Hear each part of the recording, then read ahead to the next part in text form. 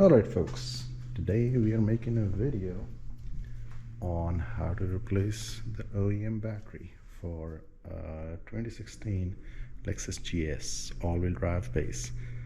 I don't have anything fancy, not the F-Sport, not the super fancy GSF, just a good old regular GS350. So this is the original battery. That is the Panasonic one, I believe. Need a little light. It's here somewhere. We'll figure it out. This is the original battery. Lasted me about 66,000 miles. It will be exactly 7 years actually, because the car is 2016. This is 2023. I bought it in May 2016, if I'm not wrong. So yeah, 7 years. I live in Maryland, so the weather does get a little cold and warm, both actually. So yeah, like we do dip down to like single digits from time to time. The battery started giving me some issue last year, but just like a couple of days I was fine, so the whole summer lasted pretty okay. This year not so much. When the temps went down to like 40s, the car won't start, so it's time. It was time. Anywho, so yeah, here we go. So before you start, make sure you have the right tools. Those are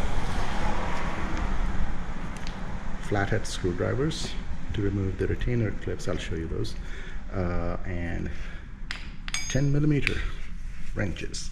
I got them both. They are both 10mm, just because why not? Measuring tape, because I would like to measure and see the size difference between this Interstate that I bought from Costco. It's a Group 24. Yeah, so okay. So first off, we remove the retainers. The first retainer is right there. See this? I just removed it already. I cheated a little bit. Just put that the thin screwdriver in between the plastic. Yank it, turn it. You are out. You're done. The second one is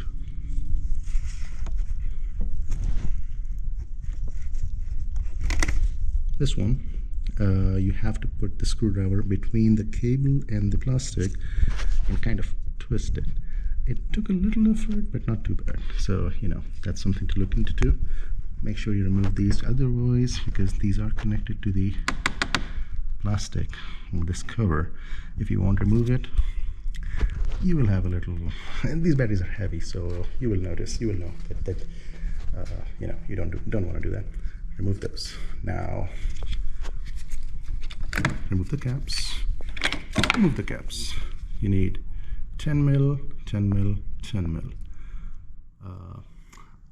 Just me, so I start with the retainer bracket just because. Then you remove the negative, then the positive. And when you install it back, you put the positive back and then do the negative. I mean, I know there are people who do the other way around. I don't care. This is what I've been taught by others. So I go with that. We'll find out how that goes. We'll crank it. If it starts, great. If it does not start, this video will not be on YouTube. I can assure you that. Alrighty. Now let's go to number 10.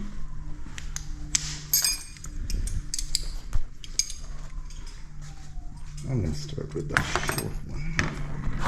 Oh, hey, look at that. Number 10 is running away already, and it's not even a socket. Darn number 10. If I get electrocuted, which I should not, that'll be fun.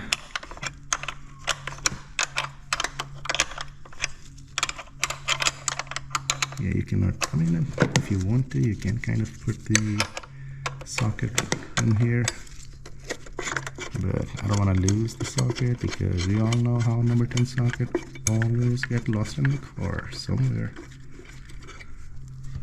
in the labyrinth. Putting it here. Remove. I like this. Now we loosen up the lefty lazy, righty tighty, right? something like that.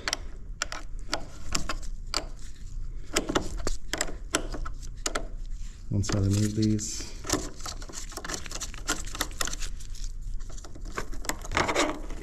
there goes the negative. Come on, there goes the negative. Didn't get the memo. And the positive.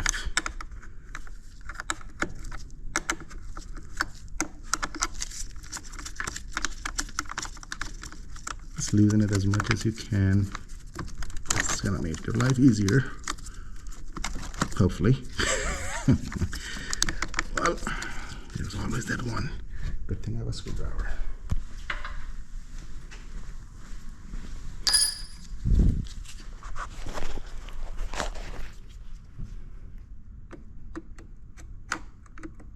Insert. Just a little. Just a little. And well, guess what? That's a failure on me. Let's pause the video, use both hands. And we're back. I just needed 2 hands, that's all. It was just stuck a little bit. Just had to remove it a little bit, and off we go. Come on, buddy. Get out of my way. Get to the chopper. Moving. And of course, I will need both of my hands again, so be right back.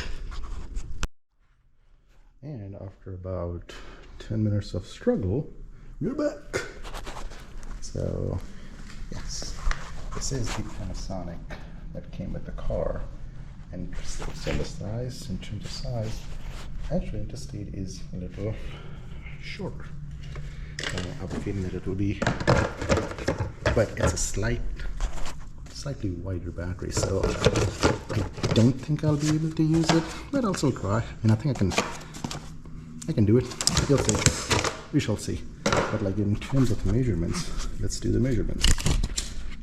This one, the battery itself is 10 inches wide, but then it has those little lips, flaps, whatever you want to call it.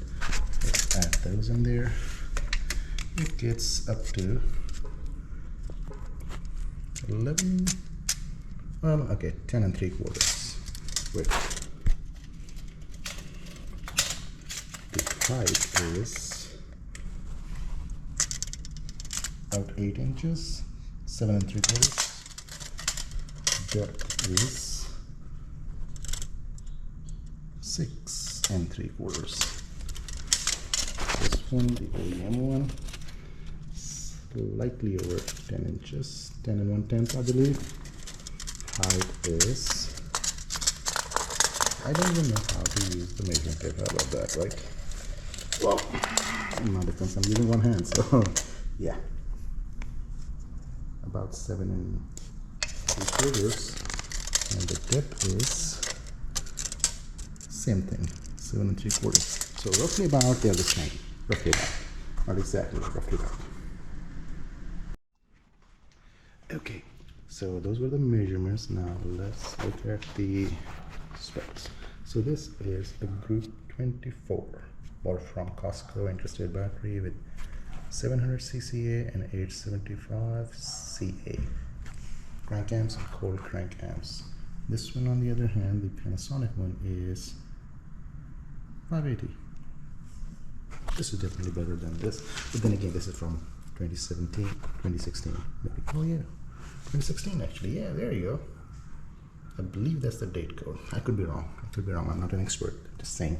Those are the only numbers that make sense because this is a 2016 car. Anyway, so the reason I bought Interstate from Costco instead of going to the dealership is because, so I called my dealership and he said that the OEM battery will be about $170 plus core charge.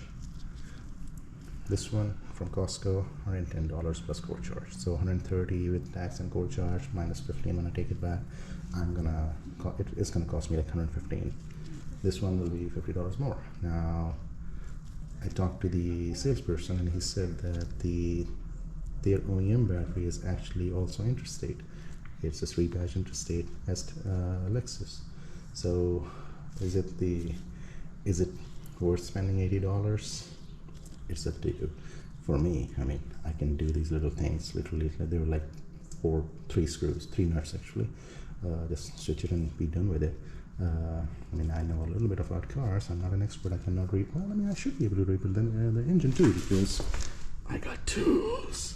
I got a floor jack right there. That should be good, right? No. I mean, I can pretend, but that's not the case. So yeah, that's why I went with the Panasonic one. Now I'm gonna put it back in there. Anyway, I'm gonna put the battery back in there. So once I do that, I will be back. Okay, before we go ahead and install this, let's weigh them, because I was curious how much were they. Yeah, my glove. Don't buy gloves from Harbor Freight. This was gonna happen. Look at this one, brand new. This one, ugh. Anyway, so let's weigh the, hey, geese, goose, whatever. The Interstate weighs, yeah, I know there's an error. Wake up. I just don't want to put it on the floor, just like that. Electronics finicky, gadgetry finicky. Okay, this one is 39.7. All right. I'll need both of my hands for this one.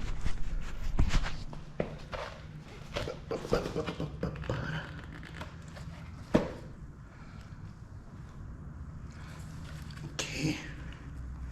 Come on. Enough with your errors. I'm struggling. I'm hurting my back. And the Panasonic one goes to 38.5. So about same weight. Not too much difference.